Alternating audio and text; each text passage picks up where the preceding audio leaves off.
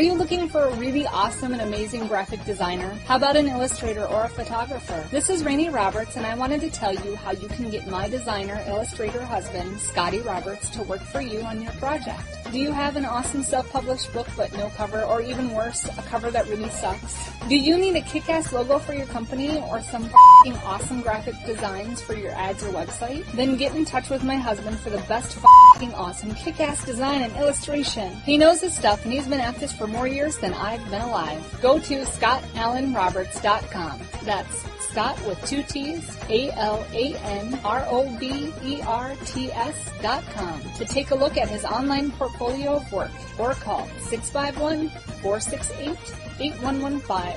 Now go out and kick some ass with some kick-ass graphic design. Hire my dad, so he can take me to Disneyland.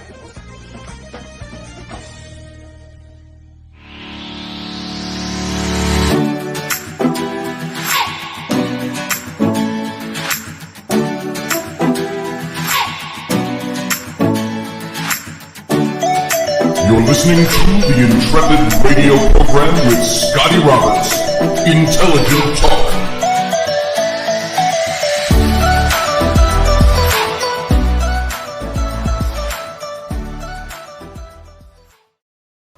Well, hey, folks, happy Friday evening. It is the eve of the 4th of July weekend, and I want to say welcome to the show tonight. If you haven't already gone out of town or headed out of town or starting to do things, now's your opportunity, I guess. It's Friday evening. And so welcome to the show. I'm your host, of course, Scotty Roberts. This is the Intrepid radio program right here on the Odyssey Radio Network. That's ODYSY1.com. Go on over to Odyssey Radio. See all the goodness that's Odyssey Radio. See what's going on over there. You can check out the schedule, and you can see all the times during the day where you can hear replays of this broadcast. And, of course, if you are looking at this now, you are here at my YouTube channel, where we're broadcasting live tonight.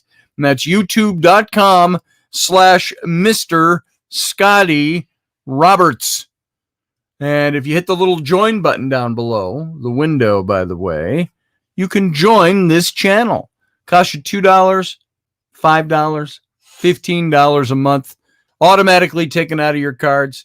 And you can join up anytime you want, become a member, and help support this channel. I appreciate it. And all of those of you who are members, thanks for being here already. You can see a small face down in the corner of the window. That's my daughter, Rowan. And I just want to tell you, how many of you, again, are parents? I think we all know this. Rainey's sitting over there at her desk. The kids are in and out. Everybody's excited. It's 9 o'clock. It's a summer night. Nobody's in bed because there's no school tomorrow. But at the same time, you sometimes, when you've got kids, you got to tell them the same thing over and over and over and over and over and over and over again. Day in, day out, hour to hour, day to day, week to week, month to month, eventually year to year. And you know what? The next day they'll act like you never said anything. What? I have to do what?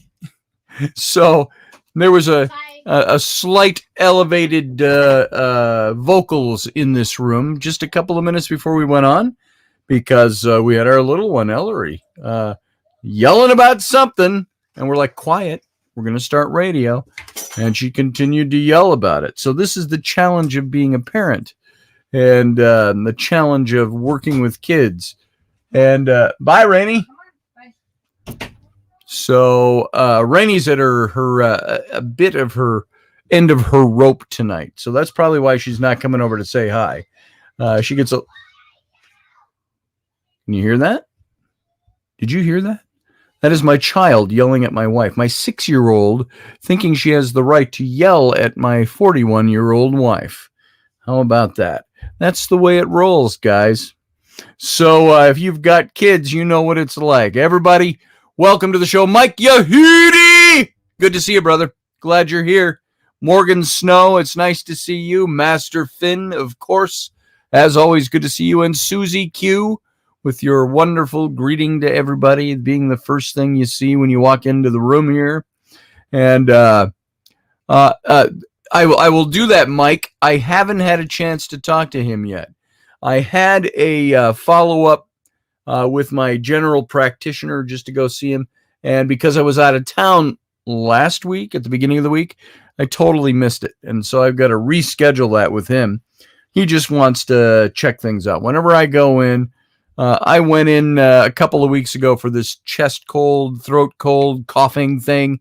And I knew it wasn't COVID, but I went into my doc just to say, do I have any complications? What's going on?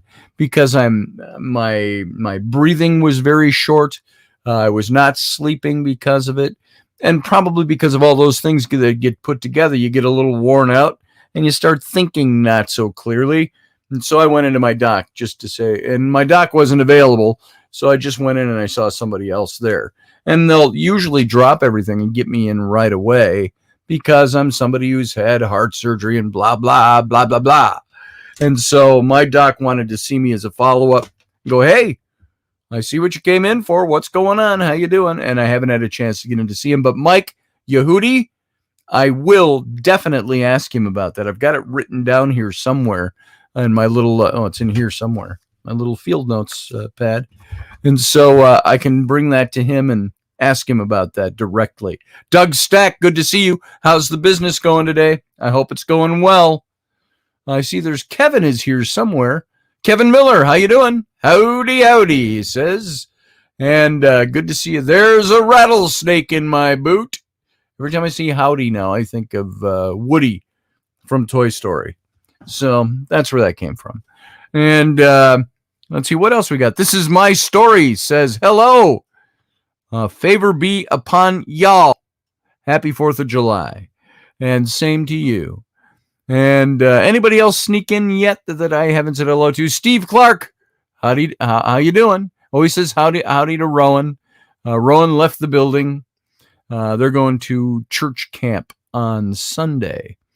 And the neighbors invited. And I remember when I was in my ministry days, and I was a very churchified person, and I was a youth pastor and all of that. We used to go out and invite kids to come to church camp in the summer, either vacation Bible school at the church for a week or summer camp and things like that.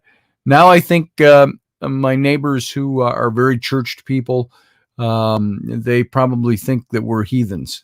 And so we get invited. And Rainey said, should we let her go to church camp? I said, I'm okay with that. I said, she might come back born again, but we'll see. And I'm open to that. If my kids want to go and explore, I haven't thrown out the baby with the bathwater. I can talk about that stuff, and my kids ask a lot of questions. So that's normal at first, bro. I'm not sure what that's a response to. Oh, it's rolling along, still spending more than taking in. Doug Stack, ain't that the truth? I get it. You know what Rainey did today? Oh, I can't tell you. She wants to be the one to announce it. She spent some money today. It was funny. Money I got in for a project that was nice. It's like, oh, nice. I got to check on this project. That feels good. It's nice to have that in. Boom. She turned around and spent it on her business idea. So, and that's okay. I totally support what she's doing. And I'm looking forward to seeing her finally be able to announce this to y'all. And she won't be here on Sunday, so I was hoping she'd come over here tonight and talk about it a little bit, but she's already frustrated over there. She's frustrated with stuff all day long. She's pulling out all kinds of stuff because we got to be making a move in a couple of months. And she's pulling out all this stuff, garage sales stuff, all these bags and bags and bags. I'm talking garbage bags that have been stuffed up in the upstairs closets, out in the garage. Don't throw out any of the white bags. Okay, I've been told that 100 times if I've been told once. Because they're filled with, guess what? All kinds of kids' clothes and stuff that's going to go on the garage sales when she sets it up for next weekend. And so if you're going to be up in town, up in this neck of the woods next weekend, Wednesday through Saturday, we're having a big garage sale. So you can come over and join us. Maybe pick up some kids' clothes. Something like that. So let's see. What is Kevin? Somebody saying awesome, Kevin Millier. My daughter is in the hospital right now having a baby. Oh, congrats. You're going to be a grandpa. Are you a grandpa already, Kevin? Or is this your first time? I am not a grandpa yet. And almost everybody I went to school with my age is a grandpa several times over, or a grandma several times over. I don't have any grandkids yet. And I suppose that's okay. That helps me say I'm at least maintaining, despite the lack of hair and the continual burgeoning lack of hair, I at least am not a grandpa yet. So not that I care about that. I would love to be a grandpa, and I think I'd be a great grandpa. But I still have too much youthful vigor in me to be considered a grandpa yet. But it's catching up. It's catching up. And with the exiting of my hair on the top of my head, it's still it's continually going. I see this, it's all going away. I got this little thing here, eventually I'm just going to shave the head. And you know what I'm going to do? Then I'm going to grow the big white Zeus beard. If I got to lose the hair on the top of my head, the stash is coming out again, and the big long, I'm going to let it go. And I'm going to have the big long Zeus beard. I think the longest it's ever been is like down to here, and I would square it off a bit, and it'd be nice. And I'm just going to let it go. And not get scraggly, mind you. It's still going to be groomed. It's going to look fantastic, but it's going to be long and full and thick and white. And I'll be bald on the top of my head. If I go bald up here totally, I mean, we're almost there. It's burgeoning. It's very hard to make it look like I have much hair left up there. It's all coming off. Because, you only get bald here. What's with that? Why don't you get bald here or here on your temples? You don't. So you know what I'll probably do? Probably shave the whole mess of it. When it's all gone on the top, or it's just not doable anymore, boom, it's gone. And then beard, Zeus beard. And that's it. So I'm not going to do hair implants. I'm not going to do wigs. I'm not going to do toupees or hair pieces of any kind. Not going to do that. Just when it's gone, it's gone. And I will miss it. I will grieve it. I will mourn it. I will commemorate it. But at the same time, I'll compensate for it. By the way, folks, tonight to get in, if you want to come in and chat, here's the link. I'm pasting it right now in the chat room. Boom. There it is. You can click on that link. You can come into the wings. I'll see you down there. I got flies in here. So my kids, it's hot outside and the air conditioning is on. What do my kids do? They get up and they open up the front door to do something, to stand there. I'm like, could you close the door? You're letting hot air in the house. You're also letting flies in. Flies everywhere in my house. It's like all of a sudden we got flies everywhere. It's like, what's with that? So Ryan Gale's got the full Picard going on, and that's good. Hey, Rainey's back in. Hi. Do you feel like even saying hi tonight? No, I don't. I feel like I got a lot going on, and I just don't See? have time. See, there you go. What'd I tell you? So she got a lot going on. She can't come and say hi. So kids, it's all kid related. It's all kid stuff. And you know what? It's all stuff we take on. It's all stuff we say we want to do. And so why do the things that we love and the things that we say we want to do and be part of, why do they eventually wear on us? And we get worn out by it. There's that whole thing of saying, you know what? I don't want to do this anymore. And then you wonder why. Why don't I want to do these things anymore? What does it mean when we say I don't want to do this anymore? How do you overcome that? How do you get by that? How do you get through that? How do you make that work? And pardon me again, cough. It's getting better little bit by the day, but it's still there. And thank you, Susie Q. No platitudes, please. I don't know that I'd be beautiful bald. I might have a crappy looking head bald. You can kind of already see what it's going to do. You can already see how I'm going to look bald. I got bumps all over my head and junk and scars and things like that. And then I got to tan it so it doesn't look. I've seen these guys that have these pale, pallid skin, and you know your bald head and the areas where you shave it, the stubble grows out a little bit, and you're like, that's not pretty. So if I'm gonna go bald, I'm gonna go bald, and we'll make it look good as possible. Matt Finn says, yeah, I had one of them days today. Should have left work after lunch. Man, you know what? I feel you, Matt Finn. I feel that because I sat here and I'm thinking, now, don't get the wrong message here. Hear my words implicitly. That's all that gesticulating was implicit, I think is what that means. I'm doing this supposed series on the gods of Egypt, which I haven't quite hit on the gods yet. I was just building a base for it, getting us into trying to figure out, how are we gonna hit this series? What are we gonna do with it? And every day when I've come back to this, and I come up to showtime, it's like I don't feel like talking about that, and you can tell. Because I get into so many other things. I got a fly sitting right over my camera lens, just about. And you know what flies do on your camera lens? They like, or your computer screens. They poop on it. You ever notice that? If you get flies in the house, and after about a week, you look at it, the light catches it right. There's all these little specks all over your screen. You know what that is? It's fly poop. So it's dirty, it's icky, it's filthy. Anyway. Steele says, just go with the flow. Thanks, brother. I appreciate it. And it's good to see you tonight, by the way. And that's Randall, folks. And so this is my story, says, to me, it's a mindset where I have to push through the I do not want to do this anymore. And I hate that when that happens. And so this is where I say, listen to my words implicitly. It's not that I don't want to do this anymore. It's that there are times I'm like, I don't want to do this anymore. I've always said about the things that I engage in life. I will do that until it's not fun anymore. Then I won't do it anymore. I'll move on to something else.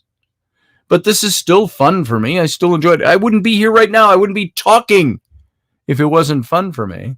But the topic has dragged for me. It hasn't been as exciting as it sounded when I was devising it.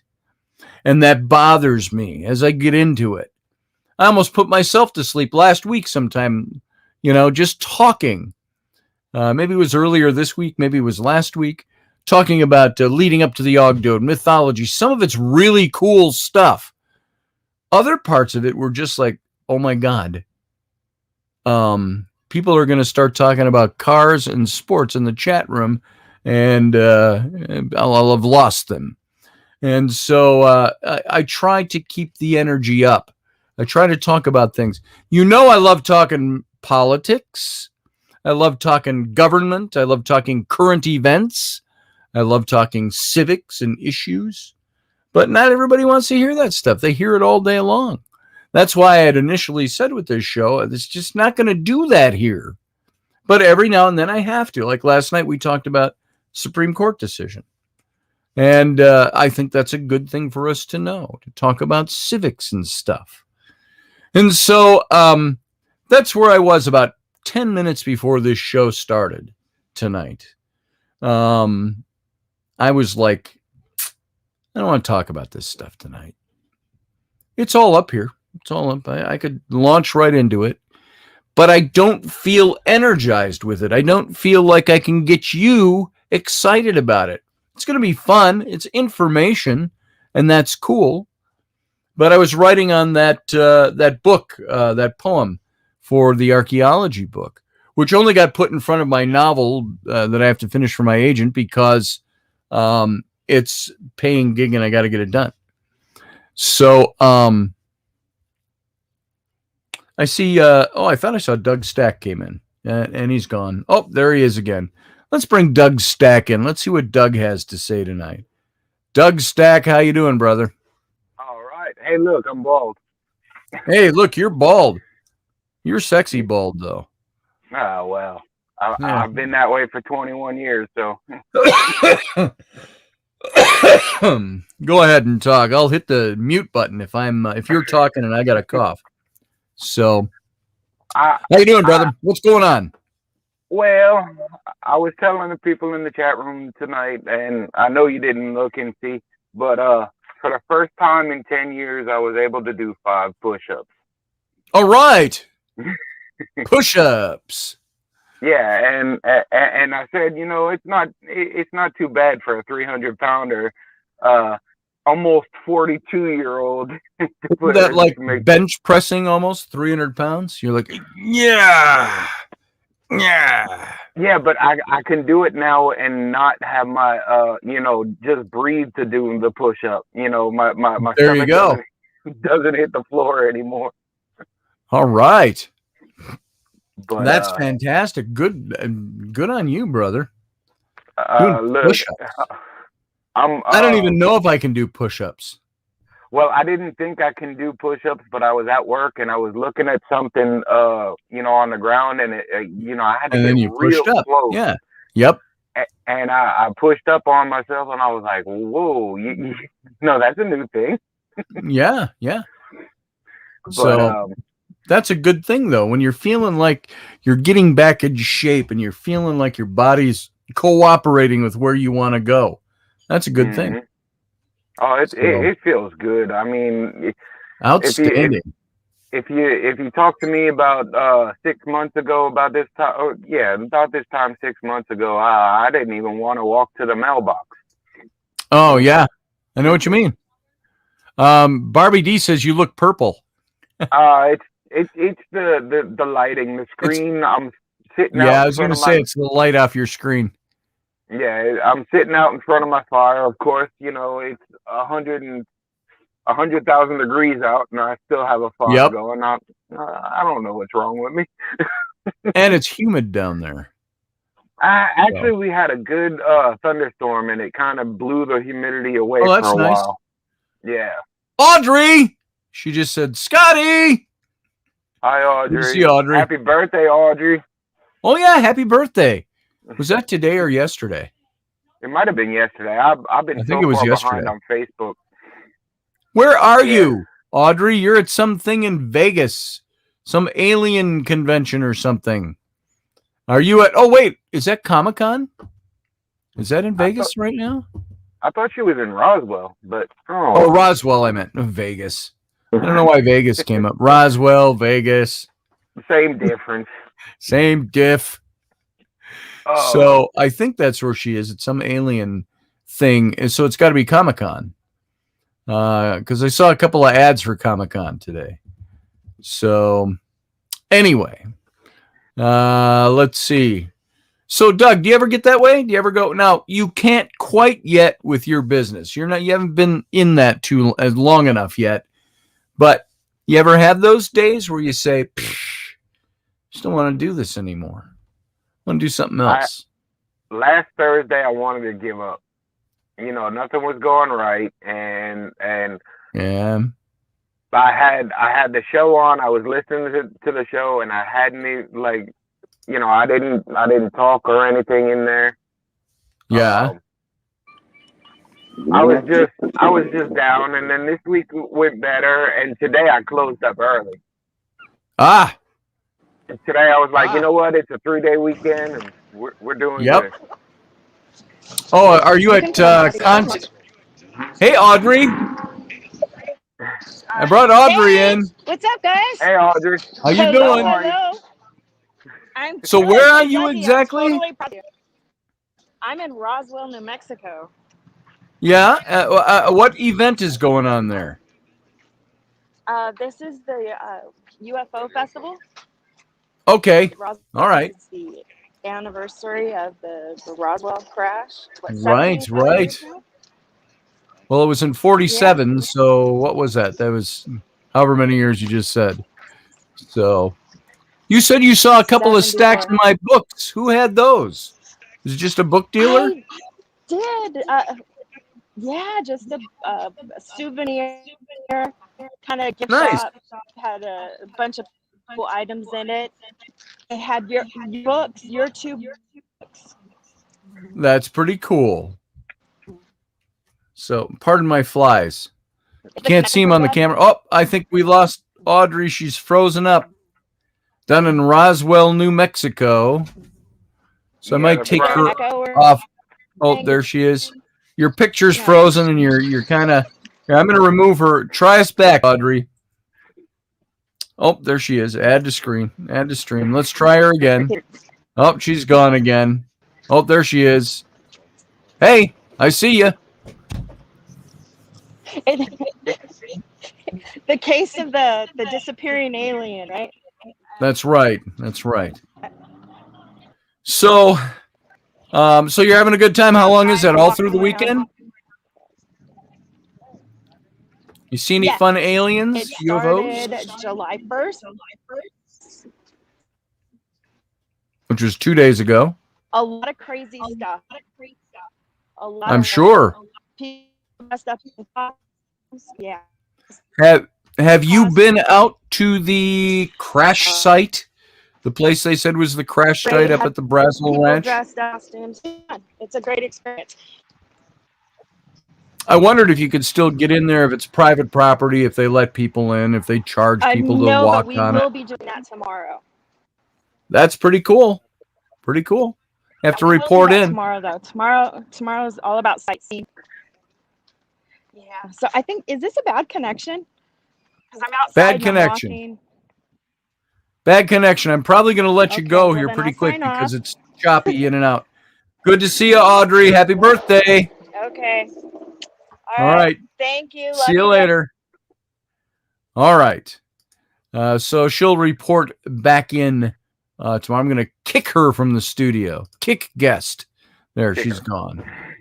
So let's get you and I back up to snuff here. There we go. All right. So, yeah, good. Well, I'm glad your day went well. I'm glad you're doing well with your weight stuff and your exercising and all of that. That's a good thing. And it's good to see you, brother. I'm glad it's going well for you. Thank you. So, and Morgan Snow says she's pulling for you.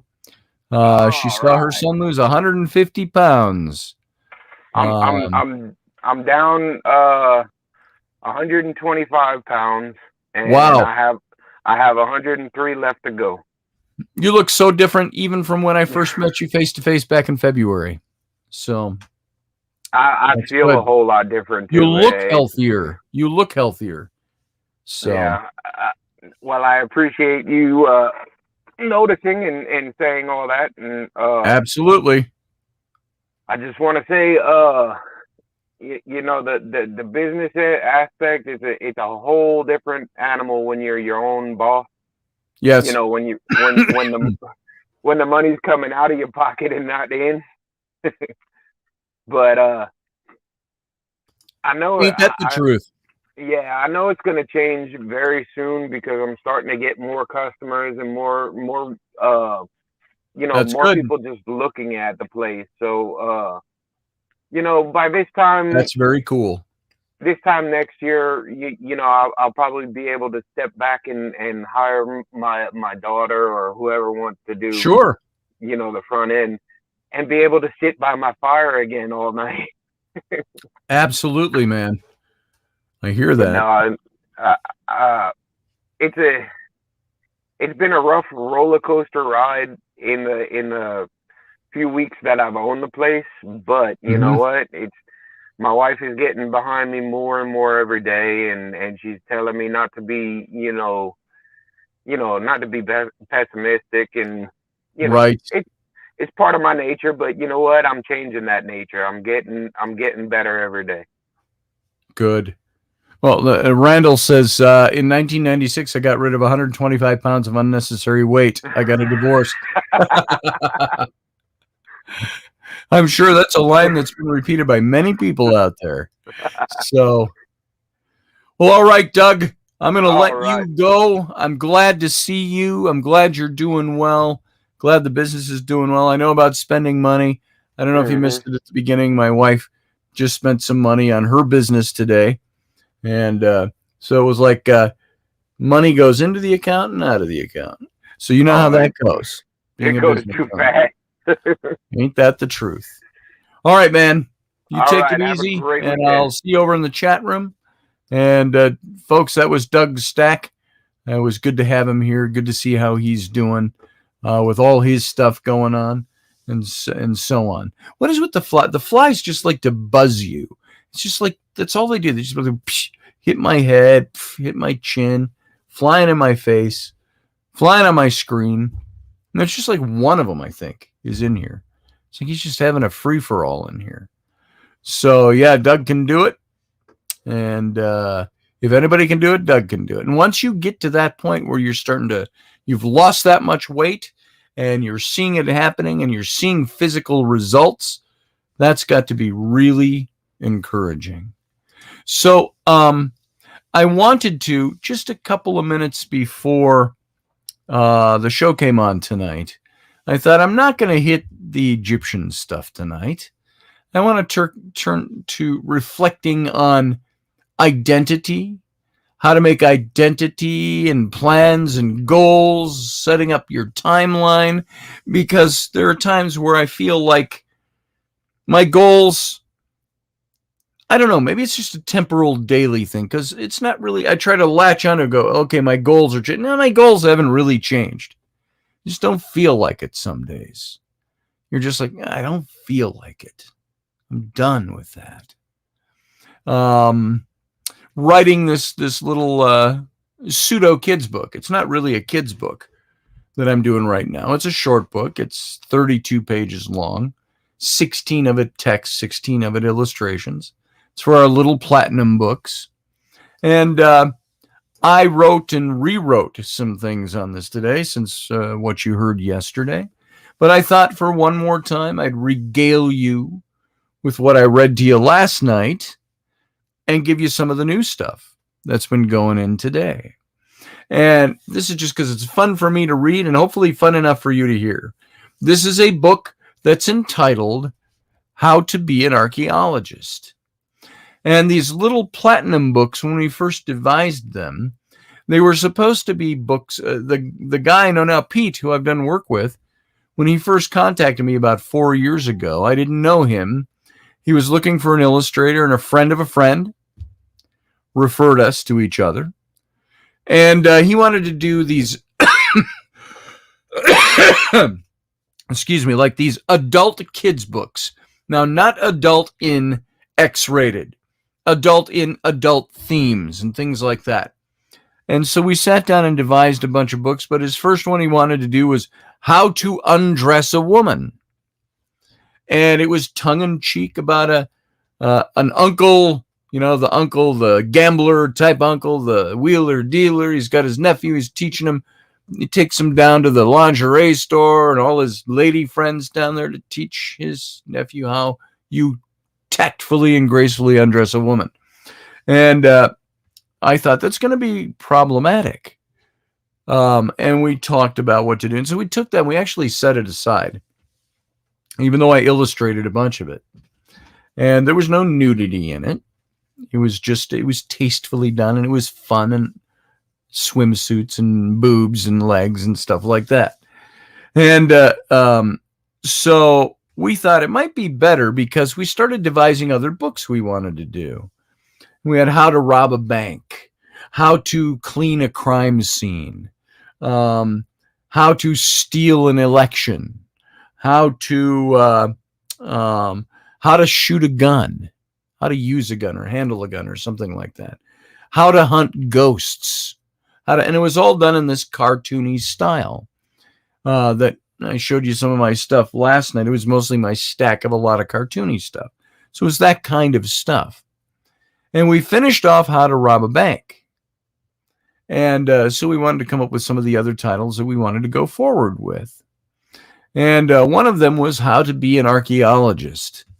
And I wanted this to be more serious, but to be fun, to use that ever so slight Dr. Seuss feel, but way different than Dr. Seuss. Don't even think Dr. Seuss. Only thing that makes it, I guess, Dr. Seussish is the rhyming factor. And so I'll read this to you a couple more times throughout the week or the weekend, or probably next week, because I want to get this finished and I want to start illustrating it. And I'm going to bounce it off of you because sometimes I get locked in it. And like right now, the not wanting to do other things, I'm locked into this. My head's in it. And so I don't want to do other things. Doug Stack, you can still be an archaeologist at 42. And so a sarcastic version on For Dummies, how would you go wrong? There it is. Yeah, and I'm not trying to be too sarcastic with it, just fun with it. But there are moments of seriousness with it. So let's do this. I'm going to read this to you. Now, you do not have the benefit of seeing the illustrations because none of them are done except the one I showed you before. And that was just for a sampling to show this is what this book is going to be like. And the illustrations, I see them all in my head already. I already see as I'm writing, I'm thinking nobody's going to get that. But then I thought, well, it's going to be on the page with the illustrations, so they're going to get it. And so here's how it goes. We read part of this last night. So I'll read what I read last night and then move on to what some of the stuff I wrote today. It says, you had no idea you were just out to play, wading in the shallows of the river that day, when your bare toes dislodged it, broke it loose from the clay. A pipe carved in meerschaum, 100 years in the cray. Someone had lost it or tossed it away, off the bridge in your town that spanned River Cray. The pipe sank to the bottom, and for the next 100 or so years lay quietly waiting for you to appear. The pipe stem was broken, the bowl caked with muck. The hand-carved face was intact. What luck! A man with a bicorn hung over his brow looked you straight in the eyes and implored you somehow to take the first step on a path that would lead to the rest of your life and your life work's creed. With your riverbed find tucked deep in your pocket, he was up to the town you sped like a rocket, where there on the corner of High Street and Crockett was a curious old shop where the keeper's old docket could surely tell all of the pipe in your pocket. Sure enough, it was old and much older than old. It was ancient, antique, and bore history untold. The face on the bowl was of Admiral Lord Nelson, whose defeat of the fleet of Napoleon had won him great honor and glory, and a statue on a column, and even his face on a pipe carved in meerschaum. Meerschaum is a kind of clay, by the way. You've seen them, those white pipes. And it's done with a white clay that's primarily found in Turkey. But a few hundred years ago, they started using it more broadly. And it's very soft for carving pipes. When you smoke it, the heat from the tobacco that's lit and the smoke, it starts to discolor it. And it turns it these beautiful reddish browns. It's still a white pipe, but all the creases and the recesses and they all have this beautiful brown, tobacco-y, reddish brown patina to it. So they're very cool. That's what meerschaum is, meerschaum pipes. So much to be learned, so much history discovered from an old ancient pipe that you found underwater. And what of the artist who took time to create it? What were his reasons? Why did he not date it? For who was it made? Why was it important? Could these questions be answered, or would they ever remain dormant? Carefully, delicately, you clean off the tarnish, then give it a light coat of watery varnish. Up on your bookshelf, you set it on display, and there it will remain until that one day when the right time arrives to take it down and smoke it. Only you will know when. Soon middle school came, then high school too. Homecoming was fun and football was cool. Phi Beta Kappa and the activities of college took a distinctive backseat to exploration and knowledge. You wanted to know things. You wanted the answers. You needed your bachelor's degree to advance your academic, educational, scholarly compliances in history, anthropology, geography, and the sciences. Even mathematics and literature were stepping stone reliances that would ready you, steady you, and give you the tools to pursue your life's goal. You must follow the rules. Your home away from home was the library on campus. It was there that you researched and studied your ass off.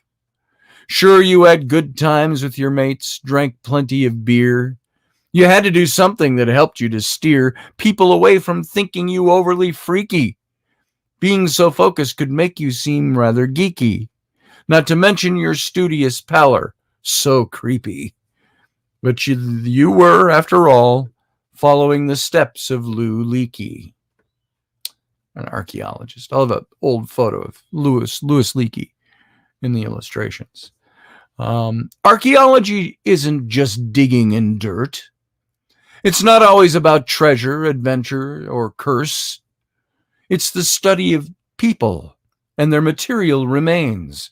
Hell, it even goes back to prehistory days. Sometimes it's in writing or carvings or inscriptions on temples and shrines and graves of distinction. But sometimes you find it only in pieces of pottery, papyrus, clay fragments, or feces. Everything tells the story of our past, but you need to be ready with the knowledge you've massed. Knowing stuff in your head is only the beginning.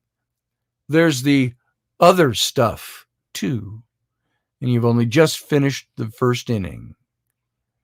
Now that you've nailed your bachelor's to the wall, it's time to get serious. Set your mind to the long haul on earning your master's, writing papers and theses, of travel and internships working as an assistant. Know what you want. Hear what calls you. Wait for the voices to speak and regale you with, and it goes blank because I didn't finish that. Still that to go. Now, little story is going to take him through just briefly mentioning his internships, how he travels, has to look for where he wants to be, listen to the calling, listen to where you're led. He ends up in Egypt, and it's the things that he does there, the things he finds, and then it comes down to that 2 pages that I've read you a couple of times already with the illustration. You won't find it in books. They don't teach it in school. The universities won't break with their cardinal rule that says it's all science, just history, nothing more. They give you lectures and letters, matriculate you to the door. But it's there, in that moment after years of hard work, of reading, writing papers, and digging in the dirt, that you find yourself breathing the air of the ancients. You've moved rocks, sifted silt, and now you finally face it. It's there in that moment after years of hard work, of reading, writing papers, and digging in the dirt, that you find yourself breathing the air of the ancients. Oh, I already read that stanza. You've moved rocks, sifted silt, and now you finally face it. Eternal life, it was written, resides in the name. Remembrance and utterance is the name of that game. So you drop to your knees, assuaging your fears. For the very first time in thousands of years, you gaze into eyes that shed only stone tears. Your fingers brush lightly on glyphs carved so bold, and there on the lintel where in antiquity was told the story of this man now 3,000 years old. In the recounting of his life and his deeds of great fame lay the resurrection to be found only in his name. His face to your face, your words to his ears. You speak out his name not uttered in years, and the statue before you breaks free of its bonds, reconnecting with life in the light of the gods. So there you go. That's where we are so far. So hopefully that will all start to come together in the next day. Again, I thought I'd be done with it today.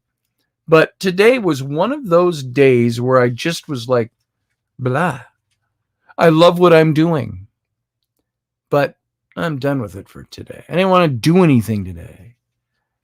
Yeah, shot of Glenlivet. There it is, Steele. I'll definitely do that. I'll wait until I'm all done.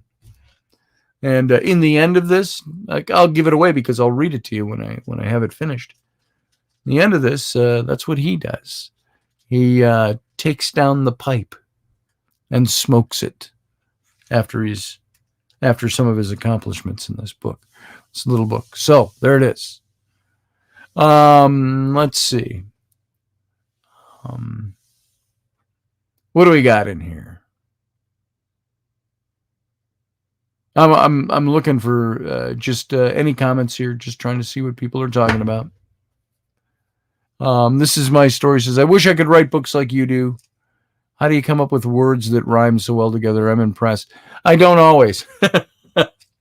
Sometimes I go back and I've written something and it's the next sentence is supposed to rhyme with call, and I've got the word antagonize or something.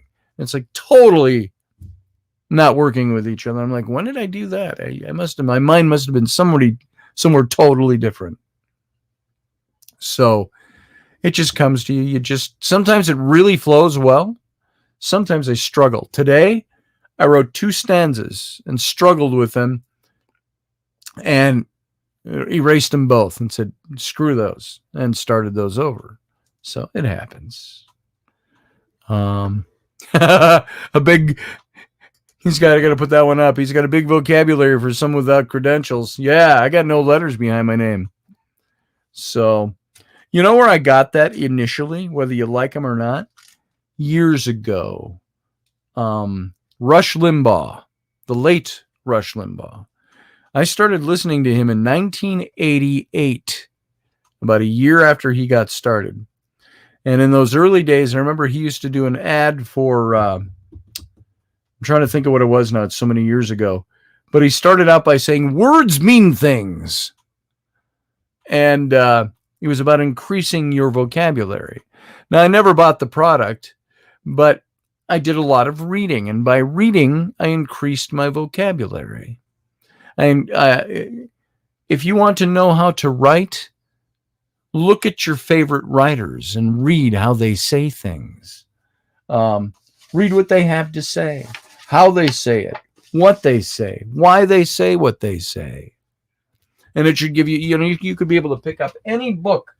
I could take, I haven't looked at this in maybe 3 years. Voodoo Tales. This is by Henry S. Whitehead. And it's a collection of short stories and things.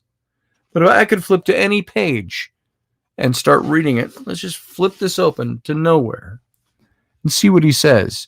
It took us 1/4 of an hour of steady walking before we came to a corner.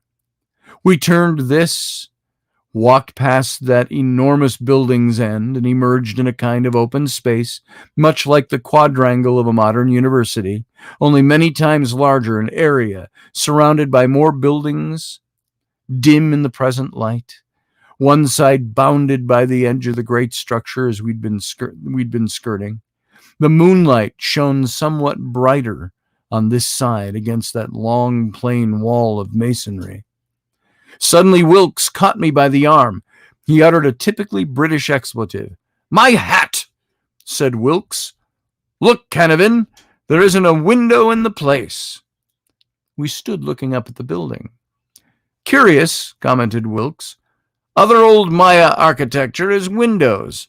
That little anteroom effect we call in at before going into the temple has windows, both sides. Why not this?"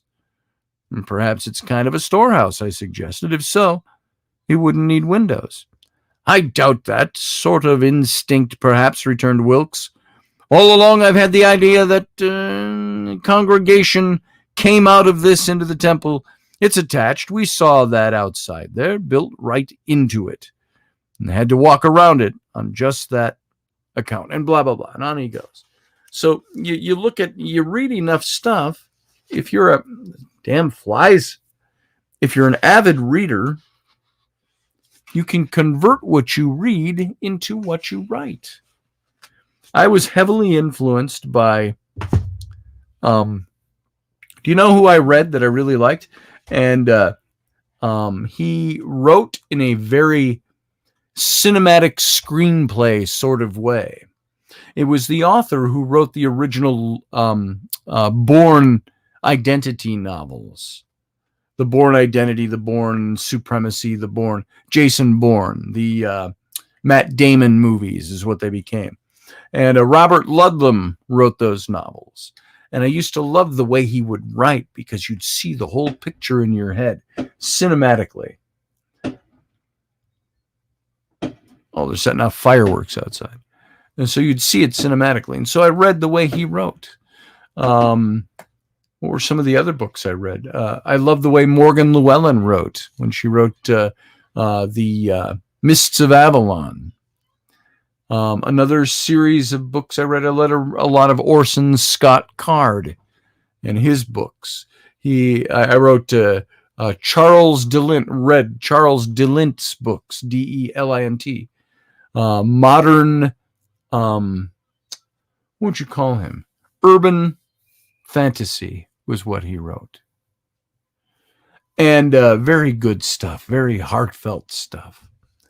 Moonstruck is one of his older novels that was I loved his stuff. And so that's what you do. If you want to learn how to write and learn the language and how to use words, you don't have to go to school to get that. You got to read. You pick up a book and read it.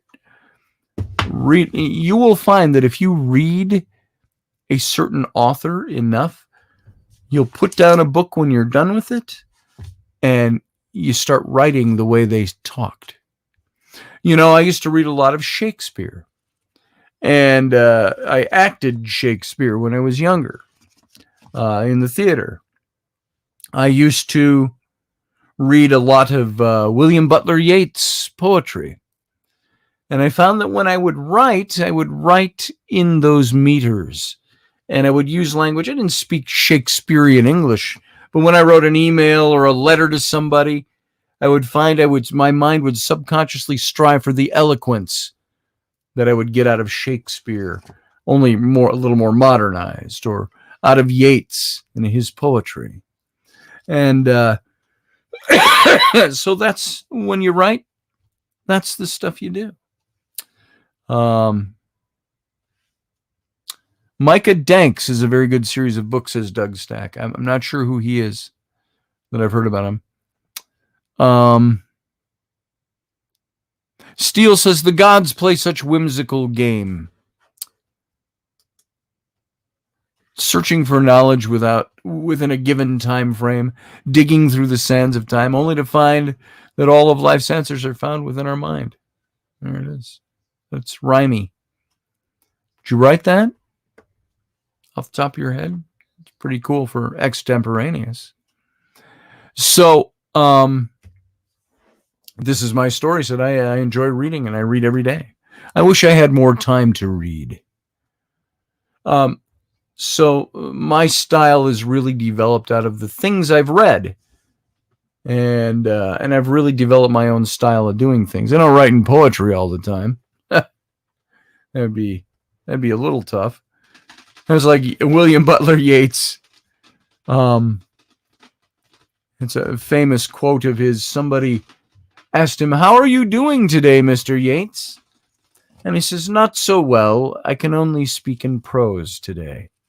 So there you go. It becomes second nature sometimes. There you go. That was that. And I did want to kind of hit on this theme about the things that we have goals for, perhaps our ambitions, perhaps the things that drive us and move us and make us do what we want to do. What do you do when you spend your life in a certain direction, and then one day you're like, I've wasted a lot of time. I haven't gotten to where I want to be. Maybe that's the truism of saying that it's not about the destination, it's the journey. Perhaps. Sometimes you get disappointed. I get disappointed with myself. There are times I wish I could go back 40 years and change certain things. Do the things I should have done better. Maybe I'd be retired on a small Caribbean island by now, drinking, rum and having my feet in the sand while having my own punkawalla fan me on the white sand beach, the turquoise water lapping at my heels. I don't know. So at 60, I feel like I shouldn't have to be pushing so hard sometimes. And I think that's what wears you down. Even my wife, who loves being a mom, loves being a wife. Those things, she could throw those out any day someday. Kick you to the curb and you can take the kids with you. I get that. I understand that. Not experientially like she does, but so there are days she's just not up for it. And why do you want to take the thing that you love to do the most, that's been your drive and your goal, and suddenly becomes a task? And when your fun becomes a task, your goals become tasks, that can start to wear you down. But there's a psychology to ambition, to making goals and wanting to get places. There's a price to ambition. There was this beautiful eulogy that Ralph Waldo Emerson gave upon the passing of Henry David Thoreau. And after a lot of praise, Emerson allowed space for some criticism. So uncommon when speaking of the recently deceased. He faulted Thoreau for not trying to do more with his potential. This is what he said, had his genius been only contemplative, he had been fitted to this life. But with his energy and practical ability, he seemed born for great enterprise and for command, and so I much regret the loss of his rare powers of action, that I cannot help counting it a fault in him that he had no ambition. Wanting this instead of engineering for all America, he was the captain of a huckleberry party. Pounding beans is good to the end of empires, one of these days. But if at the end of the years, it's still only beans. Emerson's eulogy was echoing his aphorism that you have to aim above if you want to hit the mark at all. This healthy ambition, we might say, is needed in young and able persons. More of us achieve less because we fail to try than fail to achieve because we try too hard.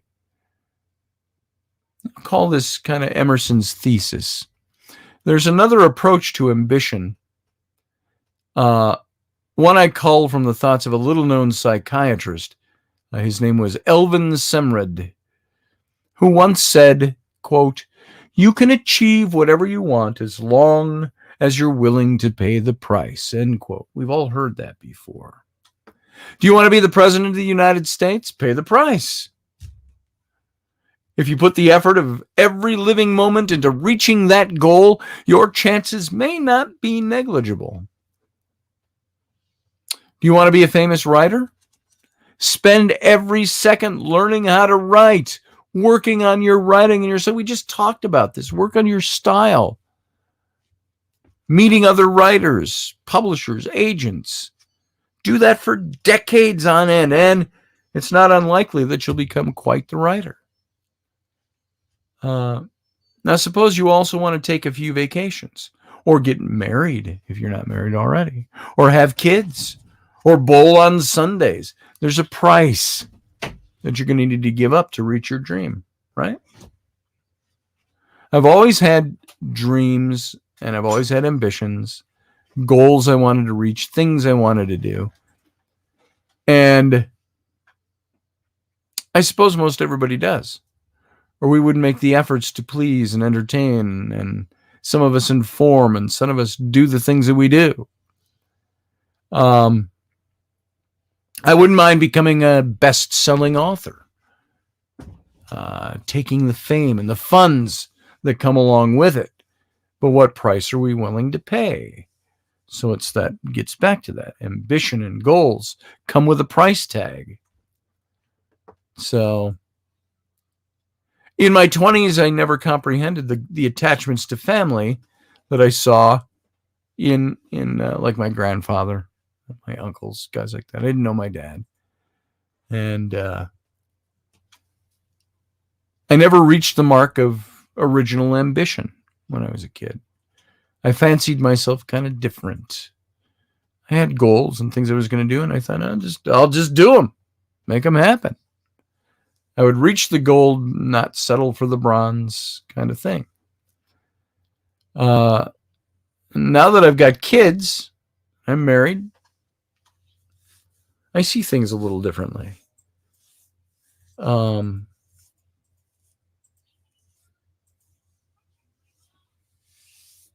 You look at your kids and you see the things that you want and the return that you leave for yourself, that you wrap up in them.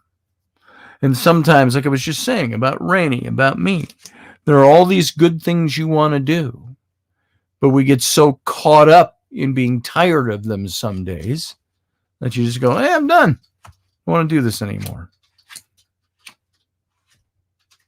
And at some point, all ambition has its price. When the price paid exceeds the merits of the prize, then ambition becomes hubris. The seeker becomes lost. And that's when, as William James said, ambition becomes nothing but sacrifice to the bitch goddess success. So perhaps that's also when Thoreau's example might stand up well. When the simple blessings of living are almost the most deserving of gratitude, and when the youth becomes transformed into the man or woman. And so what I started with when I came on tonight, it's not that I don't like the things I do with this show. It's times I get up to the show and I go, I don't feel like doing that. My heart's not in that today. I want to do something else, talk about something else. But I also want to retain relevance. I want it to be entertaining, fun, enjoyable, relevant, mean something. If all I'm going to do is get on air like this and babble, it doesn't do anybody any good, me especially, and it wastes my time and yours. And so I want it to mean something. So when I'm on a topic that I really enjoy but find I'm not feeling it myself, even though I enjoy it, I move away from it. You got to do new things. You got to move on. And so Barbie D says, hey, this is my life. Be happy. I'm older. Gaza's backyard. How you doing, Gaza? He says, Michelle Canham free. I'm very well, not sick. But remember, when you get a virus, your immune system is just updating itself. That's it. Ain't that the truth? That's what mine's doing right now. I better be fully updated by the time I'm out of whatever this thing is. So, there you go. So, we're done. It's 10:05. Rainey, you want to walk over here and say goodnight? You don't even want to do that? No, I'm really. Just say goodnight from there. I'm working. I'm doing stuff that has to get done. I really can't. There you go. Good night. You hear it in her voice. That's what her day's like. So, all right, guys. So I won't push her to come over here. My being here was tough tonight. I didn't feel like it tonight. And so I'm glad it's Friday, because Saturday is a day off of doing radio. Not that I don't want to be with you guys and hang with you, but it'll be nice to not feel like I've obligated myself to something I really enjoy doing. So There you go. I hope that makes sense. I hope nobody's offended by that. I hope you enjoyed tonight, even though I've been a little off kilter. Maybe some of this is just the fact that I just haven't felt well the last couple of weeks. And I got flies buzzing my hair, what's left of it, bouncing off my face and my computer screen. My nose is turning red over the last couple of years. I'm going bald. So as soon as I'm bald, I tell you what, I'm shaving it all off and I'm growing a huge Zeus beard. That's the way it's going to be. What I lose on the head, I will cultivate on the chin. What? Gross. Oh, it's going to be glorious, though. Be a fan. Like the guy in that movie today. Bald on top? Yeah, but he worked on his body and like was. I thought we were talking about his beard. Muscly. I know, but What? big guys and beards just look like big guys and beards. Old guys with beards who are in shape are freaking hot and sexy. Okay, so will you find me hot and sexy when I get in shape? Have a big beard? Yes. There you go. If you don't get in shape, you're just an old guy chubby with a beard. There it is. There it is. So there's my working orders to get hot and sexy and in good shape. You know the guy I'm talking about? He was in a movie. He's the guy you see him in the Farmers Insurance ads. He played J. Jonah Jameson in the Spider-Man movie, one of the first ones. You know that actor. Doug Stack said he's offended by that. Bald guys with beards that aren't in shape don't look good. Well, there you go. Sorry you're offended. Not sorry. Yeah. Sorry, not sorry. Yep. I am, it's okay for me to have my own opinions. Sure it is. That's your own opinion. It is. And goddamn it, I am opinionated. Oh, she is correct about that. If my wife is anything, she's opinionated. So there you go. And when she gets off kilter from her day, comes out nasty. So there you go. No, it didn't work. And now I gotta figure The out fly healthcare keeps stuff bouncing and off my what forehead. all the healthcare stuff is. Anyway. Yeah, you can love her anyway, Doug. She's a bitch on wheels, so it comes and goes. I'm a fucking overworked bitch on wheels, and I'm too fucking poor to be this overworked. There you go. She's too fucking poor to be overworked. This overworked. So, what are you working on anyway? I'm getting her shit done for Bible camp. It's still not working. And I still have to go to work tomorrow, and I got to get them ready, and it's 10:08, and kids aren't in bed, and we got to be up early, and I still got to get all my work stuff done. Okay. All right.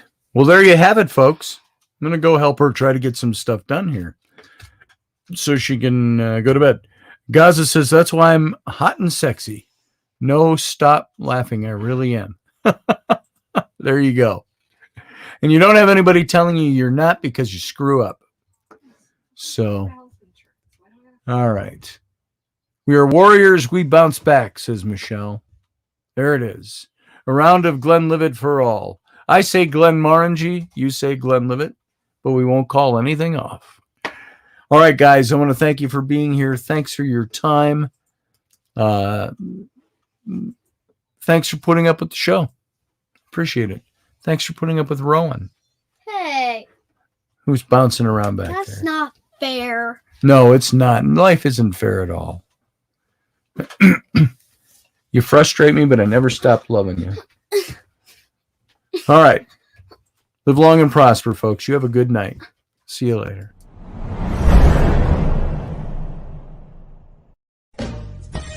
Are you looking for a really awesome and amazing graphic designer? How about an illustrator or a photographer? This is Rainey Roberts, and I wanted to tell you how you can get my designer, illustrator husband, Scotty Roberts, to work for you on your project.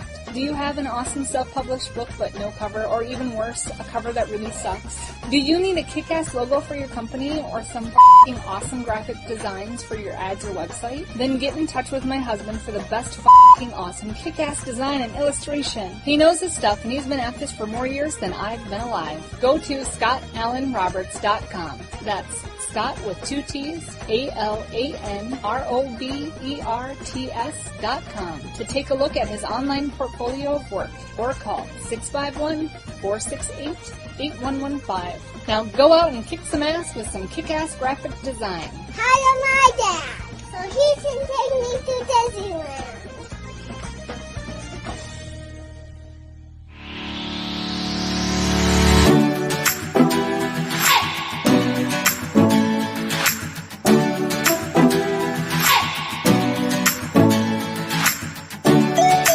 You're listening to the Intrepid radio program with Scotty Roberts.